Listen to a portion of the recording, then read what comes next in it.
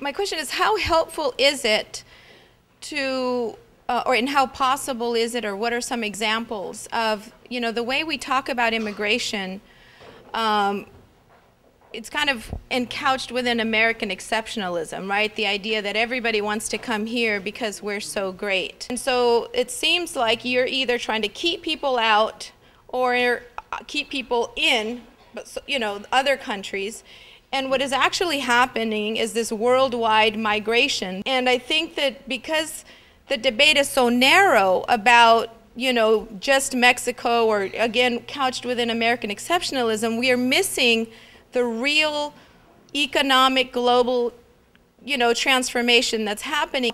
I'd like examples of how, one, is it helpful to talk about it in this bigger way, because maybe solutions will be different? Is it helpful, and how might that enter? How do we kind of shift the debate to something more based on reality and not just these old feelings? One of the, in thinking about tonight's presentation, I was like, oh, Asian Americans and immigration, Asian Americans and immigration. So I think I'll keep my comment to the first question. Recently, Nakase got a chance to go to Manila, Philippines, for the two global convenings prior to the Global Forum on Migration and Development. And it was really telling that it was held in the Philippines, right? I mean, we often don't think here in the United States of linking the issue of movement of people and migration with Asians. It's just not, especially here in California. I'm from the East Coast, it's a little different, but here in California, it's not really the image.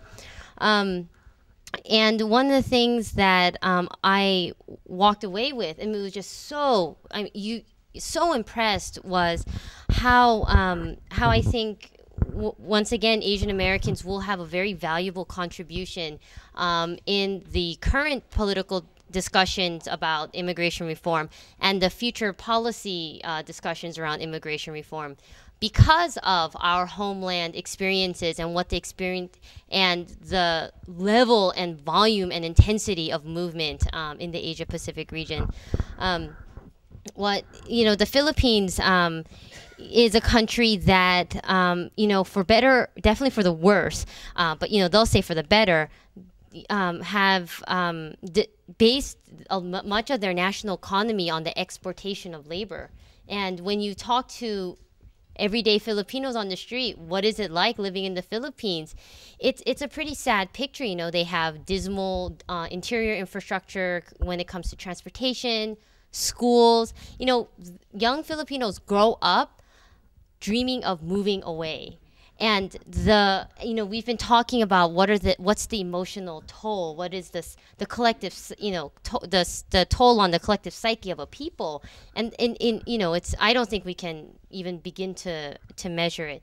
So just to comment on your question and really trying to bring it back to sort of an Asian Pacific Islander perspective on global migration and economy, is that in many ways, here in the United States, I think people are starting to have a better understanding. I mean, back in DC, we were also part of a discussion, and it's a weird group. I mean, not a weird group, but it's a different group, the Council of Foreign Relations. They've been having meetings about immigration reform.